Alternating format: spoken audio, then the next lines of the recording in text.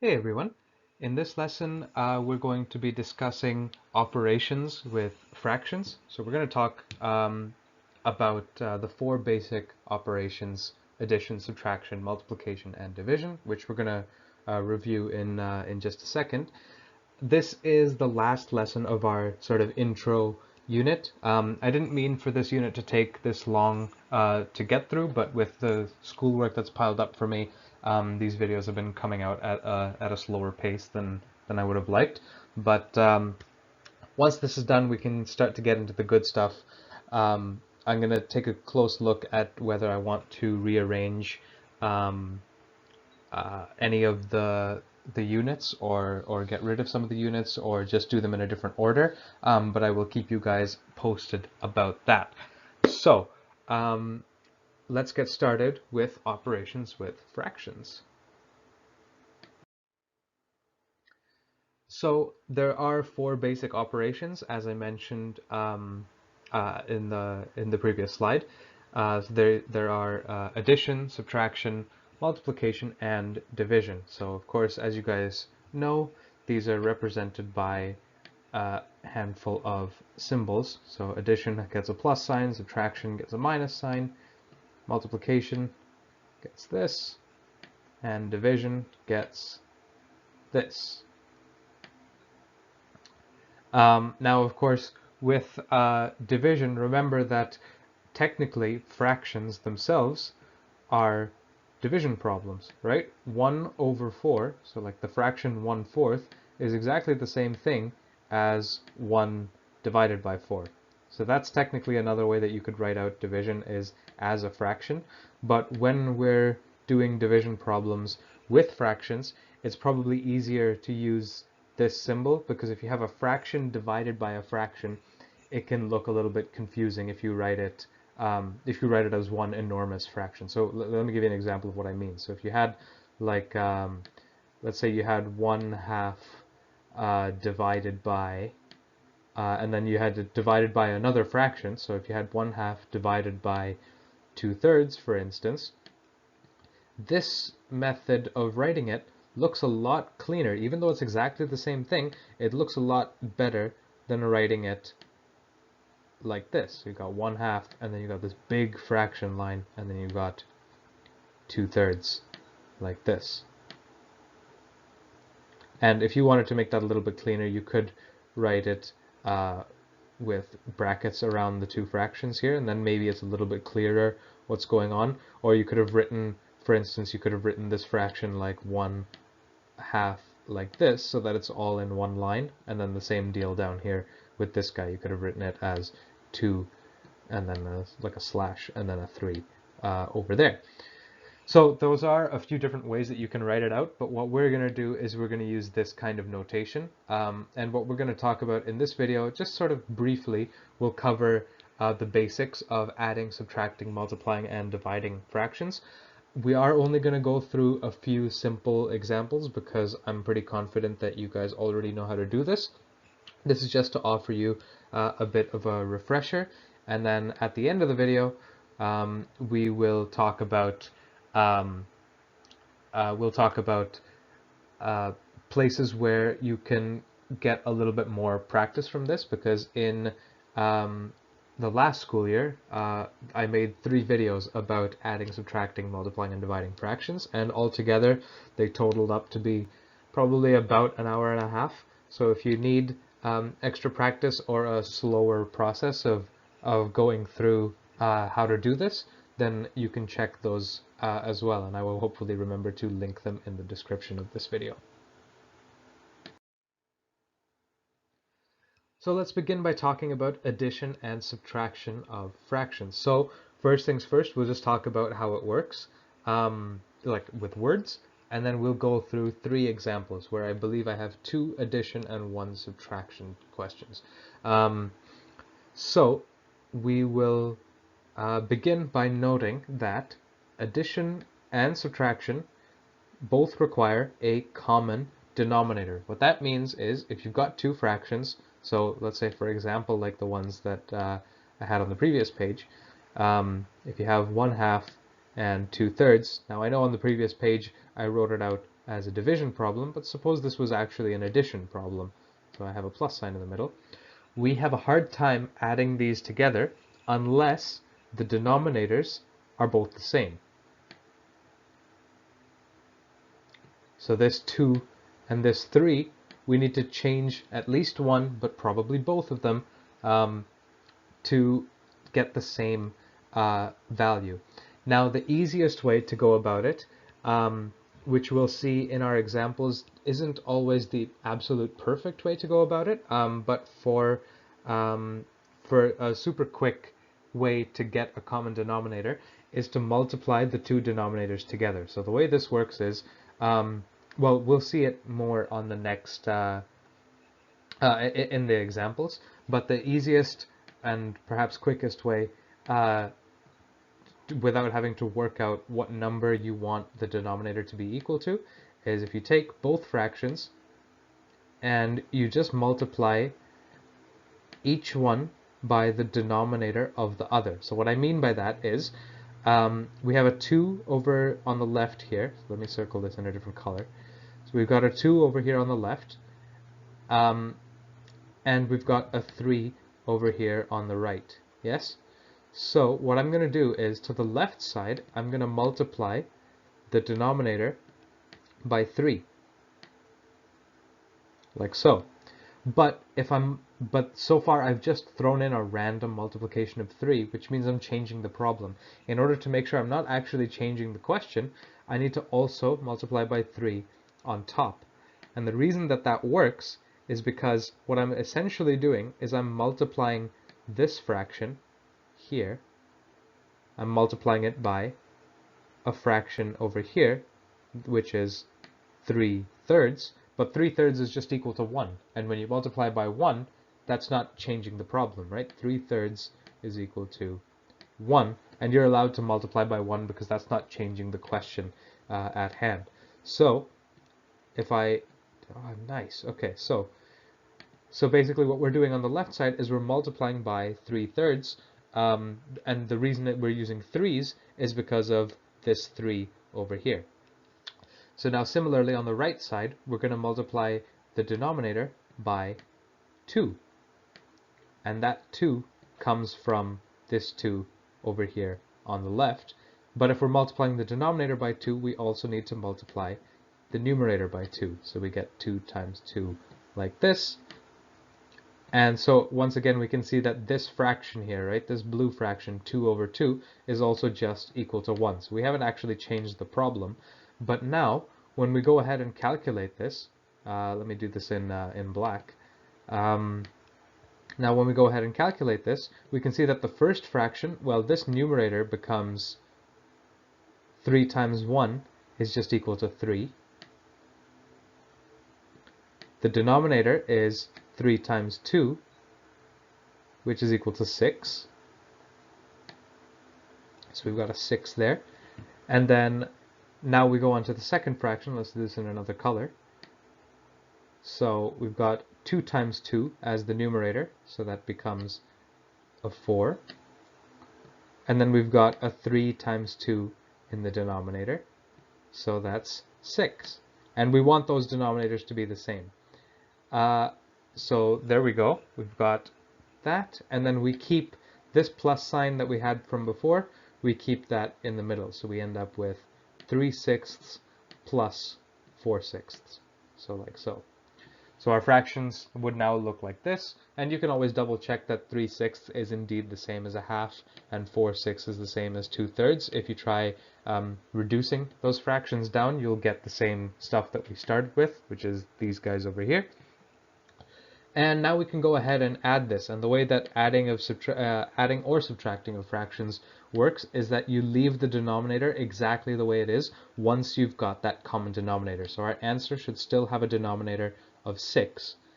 And then when you add them, you just add the two numerators. So we're going to add this 3 and this 4 together, and that will give us our new numerator. 3 plus 4 is 7, so we get an answer of 7/6, or if you write that as a mixed number, 1 and 1/6.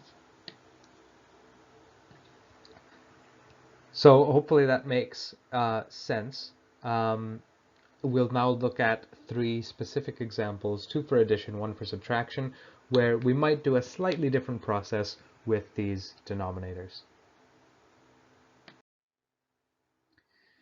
So in this problem, we have 4/7 on the left as our first fraction and 3/14 on the right as our second fraction.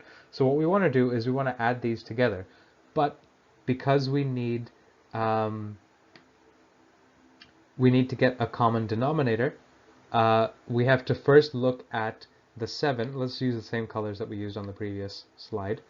So we have this 7 and we have this 14, and we need to figure out how to get those denominators to be the same.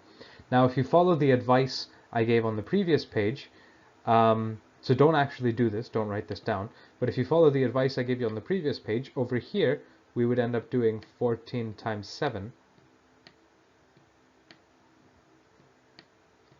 and over here we would do 7 times 14, which is the same thing.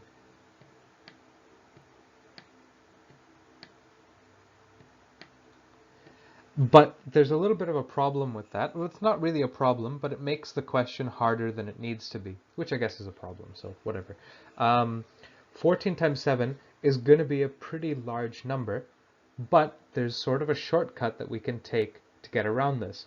And the shortcut is noticing that instead of doing this, because that's going to give us a massive number, and we're going to be multiplying by big numbers, what we can notice instead is that 7 times 2, so let me write this in yet another color, let's use a dark blue. If I do 7 times 2 over here on the left side, that'll give me 14. So we can see that this guy over here is a multiple of this guy over here. And so what that means is we can, instead of multiplying both denominators by each other, all we need to do is find something that we can multiply at least one of the fractions by so that both denominators become the same. So if we do that, let's multiply this 7 over here on the left by 2. So we've got 7 times 2, which will give us that 14, right? But if we're multiplying by 2 on the bottom, we also need to multiply by 2 on the top. So we throw in a times 2 over here as well. We get equals, and then we can rewrite this first fraction. Let's use another color. Let's use purple. We get from this first one, we've got 4 times 2 is 8. And then in the denominator, we've got, from this guy, we've got 7 times 2 is 14. And then the second fraction we don't touch at all because it has the 14 in the denominator, which is what we want. So we can put in a plus sign because that's the same as this plus sign over here. We just keep that sign, and then we just rewrite the second fraction. So we get 3/14, like so. And then we can add those together. 8/14 plus 3/14. Now, once we've got this common denominator, we leave these guys down at the bottom alone, and we just focus on the two numerators, the 8 over here and the 3 over here. And if we add those together, we get an answer of 11/14. So there you go. That's an example of how to add two fractions. Now, the reason I say that we're only doing simple examples in this lesson is that we're not going to be talking about adding and subtracting mixed numbers or improper fractions or things like that. The process is largely the same, except for the little extra bit of conversion. So that's something that I believe I talked about more extensively in last year's videos. So if that's something that you would like to clarify, then have a look at last year's videos for that stuff. So now we move on to our second example, which is a subtraction problem. Here we can see that 3 is not a factor of 5. So, or in other words, 5 is not a multiple of 3. And same thing the other way around. 3 is not a multiple of 5. So here we can follow the process that I outlined at the beginning, which is, if I just circle this one in blue, and if I circle this one in green, the idea now is just to multiply each denominator by the other one. So for example, on the left side, we'll end up multiplying this 5 by 3, and that's because of the 3 over here. But if we're multiplying by 3 on the bottom, we also need to multiply by 3 on the top. And over on the right, because of this 5 over here on the left, we need to multiply the denominator here by 5. And if we're multiplying the denominator, we also need to multiply the numerator by the same thing. So we get a 5 right there. So now let's write this out. We're going to end up with two fractions once again, and a subtraction sign in between them. So for our first fraction, we've got that 3 times 3 is 9. And 5 times 3 is 15. So 15 is that common denominator that we want. And then we've got a subtraction sign because this is a subtraction question. And then over on the right side, we've got 1 times 5 on top. So that's just 5. And we've got 3 times 5 on the bottom, which is 15. So once again, we can see we've got that common denominator. We've got that this guy and this guy are the same thing. And now when we go ahead and do the actual calculation, now it's just a matter of leaving the denominator alone and just doing the subtraction with the two numerators. So if we do that subtraction, we get 9 minus 5 is equal to 4. So that's a little bit less than 1/3, which makes sense because well, 3/5 is about 60. 3/5 is 60% of a whole, and 1/3 is 33% of a whole. So if you do that subtraction, you'll end up with a little bit less than 1/3, a little bit less than 33% of a whole. So yeah, so our answer here makes sense, and that's how this kind of problem works. This is largely like the first example that we did, but with subtraction instead of addition.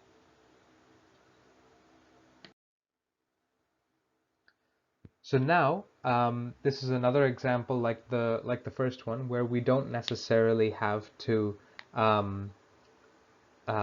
multiply both denominators by each other, but this is a case where it might not be quite as straightforward to see that you don't have to multiply 6 by 4 and 4 by 6. And what I mean by that is before we had denominators of 7 and 14, right?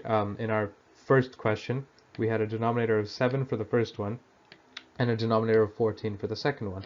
And if you know your multiplication tables, then you can see that you can get from 7 to 14 by simply multiplying by 2. Now, here's something that are in last year's videos that I'm not really going through in huge detail today, is that you can find a smaller number to multiply each of these guys by to get a common denominator. And so the way to sort of go about that, the easy way to go about that, but if you want a more thorough process, then have a look at last year's videos, is you can simply write out the 6 times table and the 4 times table and then find the first number that they share. So if I write out the 6 times table, and I just write the answer, so I'm not writing 6 times 1 equals 6. I'm just writing 6 as the answer, and then counting by 6s, we get 6, 12, 18, 24, and so on. And so on. And then with the 4 times table, we do 4, 8, 12, 16, 20, 24. So the reason I've written out more in the line for the 4s is that if we just multiply the two denominators together, we're going to end up doing 4 times 6 and 6 times 4, which will give us this answer of 24. So I've written out this many to show you that the 24 does show up as being in common here. So if there was nothing in common before this, we would at least be able to use 6 times 4 and 4 times 6 to get our common denominator like so. So we'd have like a 6 times 4 for the first fraction and a 4 times 6 for the second one. But notice that we have 12 and 12 over here in common as well. So to get this, we can do 6 times 2, and to get this one over here, we do 4 times 3. So if we multiply them, instead of multiplying them by each other, if we multiply the left fraction by 2 on the top and the bottom, and we multiply the right fraction by 3 on the top and the bottom, that will give us a common denominator anyway.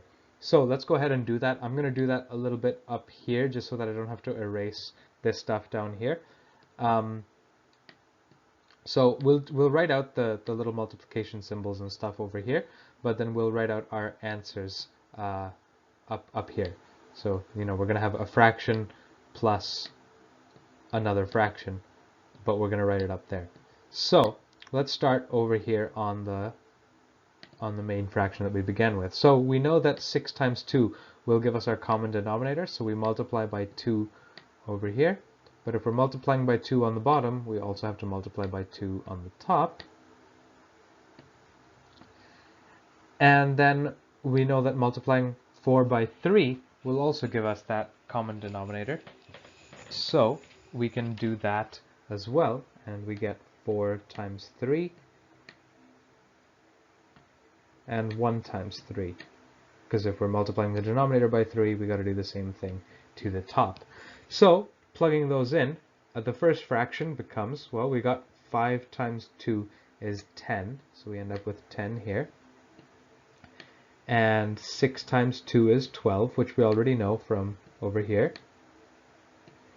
So we've got a 12 on the bottom.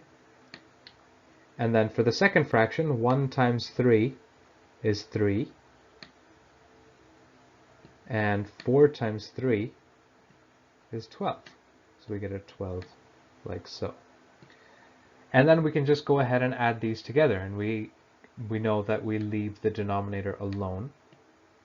Right? This is like adding 10/12ths of a pizza, so like 10 slices of pizza and 3 slices of pizza. And the fact that the 12 is the same here and here is just telling us that all of the slices are the same size.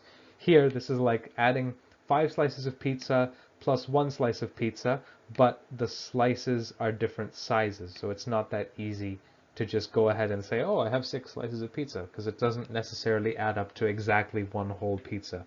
So that's why we have to do this common denominator thing, is essentially that think of it as you're adding slices of pizza, but you need them all to be the same size so that you can make a proper one whole pizza if you have that many slices left over. So going ahead and doing that addition, we get that from just adding the numerators together, we get 10 plus 3 is equal to 13. And then if you wish, it's always best practice not to leave your answer as an improper fraction. It's not wrong, but you could always rewrite this as 1 and 1/12. And that's about it. So now we can move on to multiplication and division of fractions. And for me personally, at least, I find this to be easier than addition and subtraction of fractions, and you'll see why. So for this, we don't need to find a common denominator. For multiplication, we just multiply the two numerators together and multiply the two denominators together, and that gives us our new fraction. So if I had, let me do it completely without any numbers. So if I had some fraction that's a over b, and a and b are both numbers, both whole numbers, so we have like 2/3 or 4/5 or 6/7 or something, and we were multiplying that by c over d, which is just another fraction, which could be whatever, let's say it's like 2/5 or 8/15 or something like that.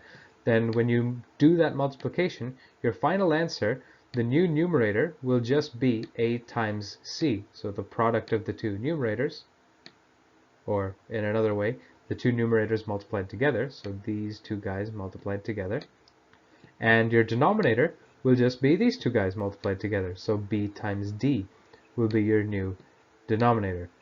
And I know I've done this with a bunch of letters, but we're going to go about this calculation in a few different examples in just a second.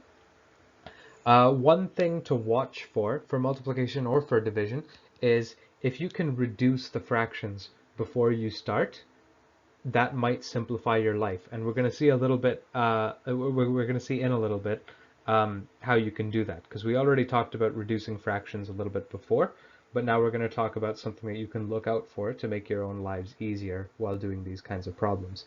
Now, with division, it's almost exactly the same as multiplication, but the trick is you have to flip the second fraction, always the second fraction. So if you had, again, if you had something like what we see above, where we had a over b and c over d,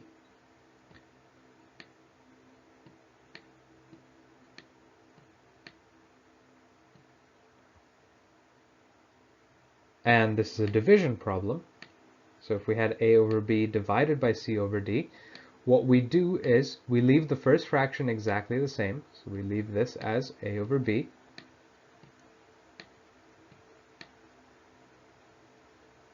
the second fraction, we flip it upside down, so the c and the d switch places.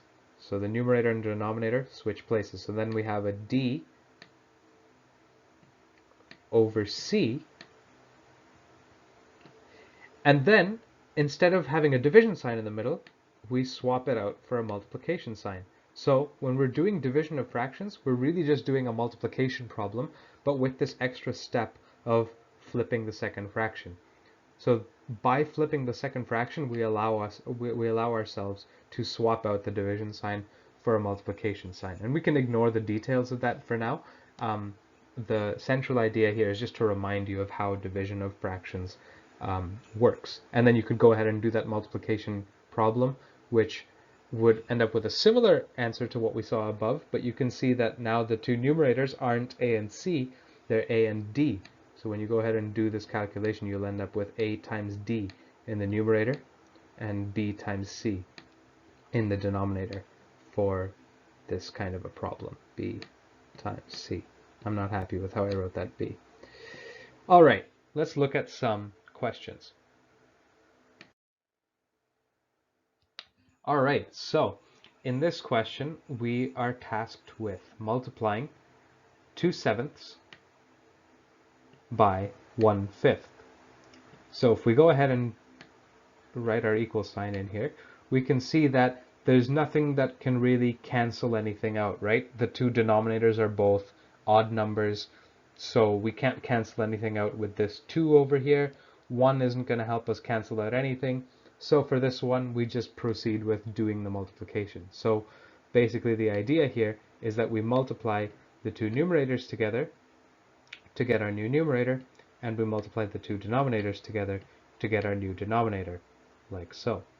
So if we do that, on top we'll get 2 times 1 is equal to 2, and on the bottom we get 7 times 5, which is equal to 35. Great. So we can see that this is basically all there is to it for a multiplication problem like this. And you can see that it's a lot simpler than an addition problem in that we don't need to worry about getting a common denominator or anything of that nature. The one thing that you do have to be careful about that maybe I should have mentioned on the previous slide is suppose you had a fraction like 2 over 7, but instead of times 1/5, it was times 5, let's say. This, so like the whole number 5, this does not mean multiply both the numerator and the denominator by 5. Remember that a whole number is basically a fraction where the denominator is 1.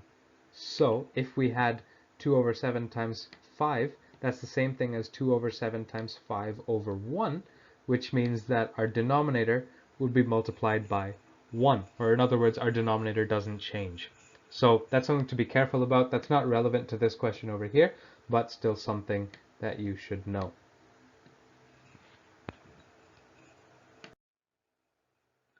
So now let's do our division problem here, and I believe the example after this is also a division one. So the first step for dividing fractions is to flip the second fraction. So this 1 and this 4 are going to switch places. So on the top, or sorry, for the first fraction, we still keep it exactly the way it was, 3/2. And then we change the division sign to a multiplication sign. That's the whole point of flipping the second fraction. And then we get 4/1.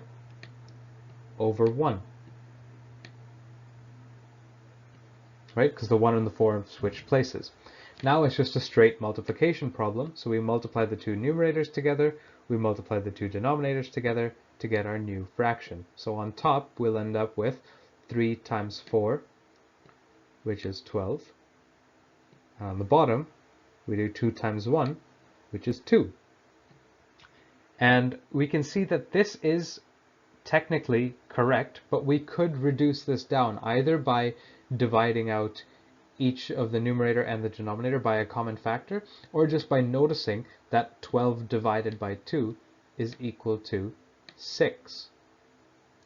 Now, if you did it by canceling out a common factor of 2 top and bottom, you would end up with 6/1. But remember that anything over 1 is just a whole number, so we can just write in that whole number down here. Now, notice over here in this step that there's actually something that we could have done slightly differently. The way reducing fractions works when you're multiplying two fractions together is this. If this numerator shares a common factor with either one of the denominators, you can cancel out one of them. Or if this numerator has a common factor with either of the denominators, you can cancel that out. Not if it's got a common factor with both, though. So if, for example, if you had two even numbers on in your numerator, so like instead of a 3, if this was a 4 or a 6 or something, then when you do the reducing fractions, you can only pair up one of the numerators, which would have been the 4 if we'd written the fraction, if we had a different question. You could pair up that 4 with this 2, for instance, and you could reduce that, but then this 4 you would have to leave by itself. So you wouldn't be able to reduce out all of the even numbers that you see, but you could pair them up. So hang on, let me erase what we got here. I can't see my eraser. Okay, there we go. So let me erase some of this, and we'll talk about how we could have approached this particular problem slightly differently. So the idea is that you can pair up either one of the numerators with either one of the denominators to do some reducing, as long as you're only including one numerator and one denominator at a time. So you could have just the left fraction that the numerator and the denominator reduce, or just the right fraction where the numerator and the denominator reduce, or the left numerator with the right denominator, or the right numerator with the left denominator, for example. And in this question, we have one of those cases. So the left fraction doesn't reduce, the right fraction doesn't reduce, the left numerator and the right denominator, do not reduce, but our right numerator and our left denominator will reduce. They're both multiples of 2. So what we can essentially do here is we can divide out this by 2, and we can divide this by 2. And now we can resolve the same question down here. So if we rewrite those fractions, the left fraction becomes 3 over, and then 2 divided by 2 is 1, so we get a 1 here, times, and then our numerator, 4 divided by 2, is 2, and our denominator is still 1. Well, since we've got denominators of 1, we could just write those out as two whole numbers, right? Because that's what it means to have a denominator of 1. So we could just write this out as 3 times 2, which is equal to 6. So once again, we can see we've got the exact same answer as an end result, but when we went about it without reducing first, we ended up doing 12 divided by 2. And when we reduced first, we ended up doing 3 times 2, which not necessarily saying that one is easier than the other, but in the next example, we're going to highlight how much easier it is to do the reducing as soon as you can. The idea with reducing is that you end up working with smaller and smaller numbers, which generally means that the math gets easier. If you're doing multiplication and division with numbers like 1, 5, 6, maybe 8, it's not that bad. But if you're doing multiplication with numbers like 18 or 34 or 48, then you might as well see if you can reduce some of that down so that you can turn the 48 into like a 6 or something like that. So we're going to see in the next example how useful reducing can be. So here's our last example. We can see that there are a few frighteningly large numbers going on over here. So let's begin with our first step, which is to flip the second fraction. Don't panic. Our first step is always just flip the second fraction. We can panic about the big numbers later. So the first number we write exactly the same way, 14 over 13. And then because we flip the second fraction, we end up with a multiplication sign in the middle. And over here, we get 26 over 1.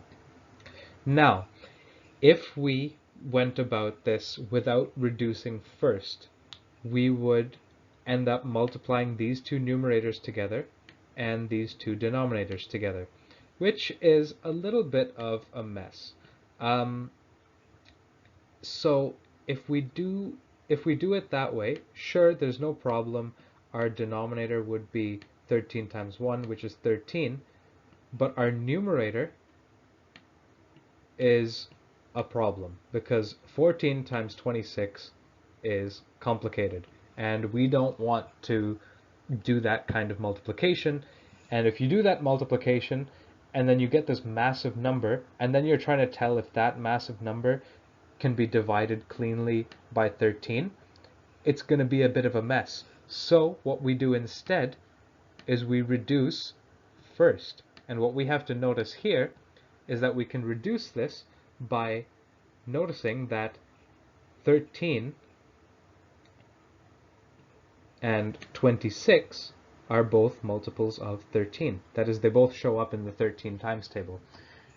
So that means that I could divide out both of these. They both share a common factor of 13, which means I can divide this out by 13. And make those dots there a little bit bigger. So we can divide this out by 13, and we can divide this out by 13.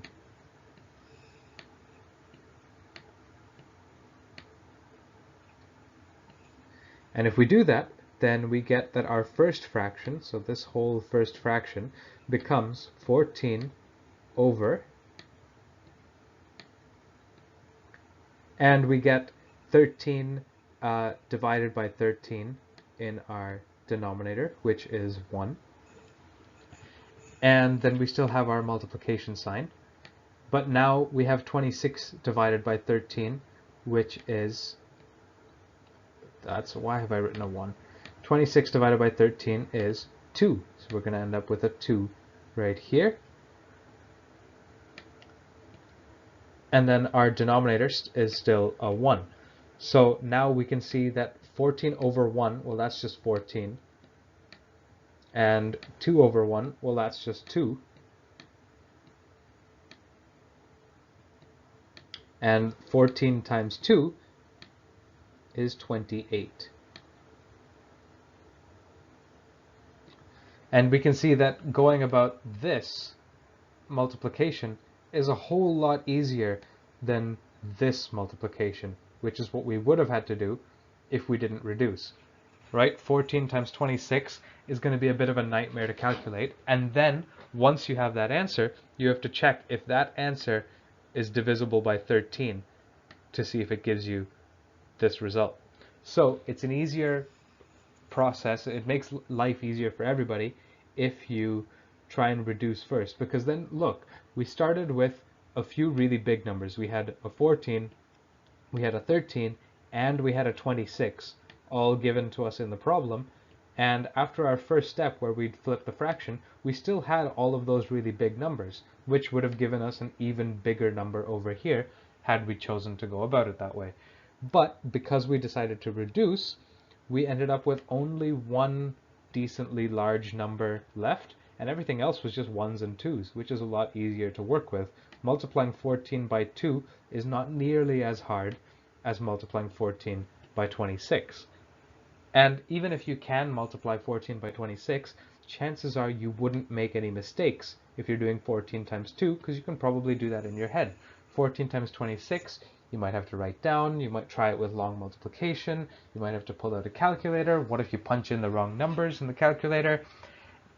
It's easier to make mistakes if you're working with bigger and bigger numbers. So that's why I suggest that you reduce first.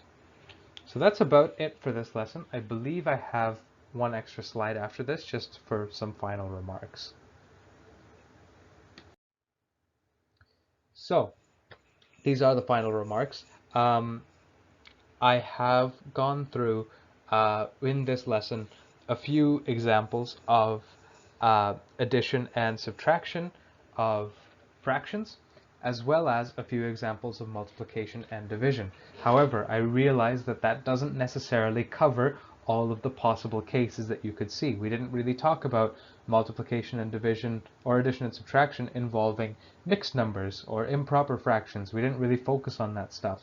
The focus was common denominators for addition and subtraction and reducing for multiplication and division. Those were the two sort of key ideas I wanted to get across to you in this lesson.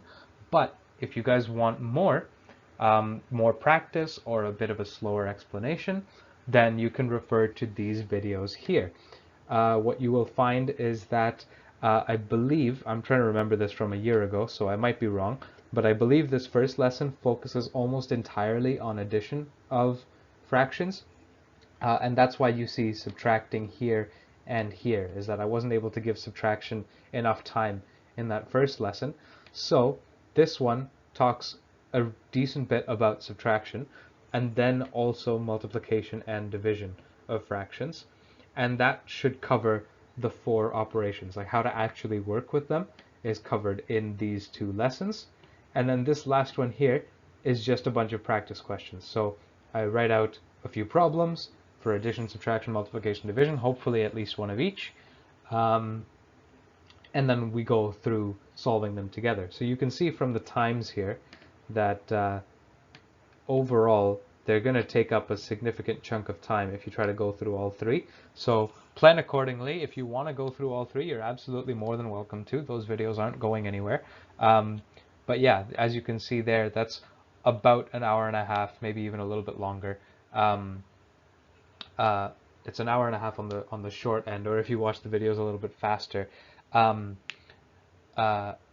of material on the same stuff that we've just covered in the last 44 minutes. So I did go through today's lesson in a less thorough fashion than last year's. So if you are feeling unclear about anything, feel free to have a look at last year's videos. But if not, and if you don't have any questions and I don't hear from you for the rest of this week, then I will see you all in the next video. Have a good one.